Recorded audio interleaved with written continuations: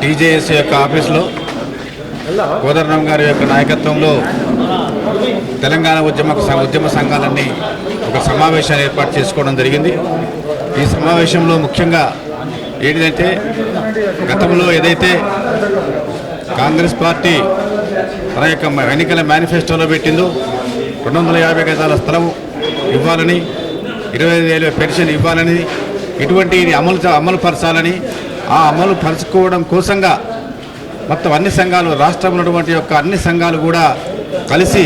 ఒక ఐక్య సంఘాలుగా ఏర్పడి కోదండరాం గారి యొక్క నాయకత్వంలో ముందుకు పోవాలనేది కూడా మేము ఆలోచన చేసుకోవడం, తీర్మానం చేసుకోవడం జరిగింది. కాబట్టి ఇక ముందు మేము టీజేఏసీగా మా ప్రత్యేక ప్రాతిపదిక నిలబెట్టుకుంటూ మరి తెలంగాణ ఉద్యమకాల జాయింట్ యాక్షన్ కమిటీ టీజేఏసీగా ఉంటూనే ఈ యొక్క ఐక్య వేదిక తరఫున మేము అందరం కూడా పనిచేస్తాము. మరి ముందుగా శ్రీకాంత్ చారి యొక్క మరి వర్ధంతి రోజున పెద్ద ఎత్తున కదిలి మరి మన యొక్క ఉద్యమకాల యొక్క ఉనికిని చాటాలని చెప్పి ప్రభుత్వం దృష్టికి కూడా మన సమస్యలను కూడా మరి వాళ్ళ దృష్టికి కూడా తీసుకుపోవాలని చెప్పి మేము తెలంగాణ ఉద్యమకాల జాయింట్ యాక్షన్ కమిటీ తరఫున సుల్తాన్ యాదగిరి మాట్లాడుతాం.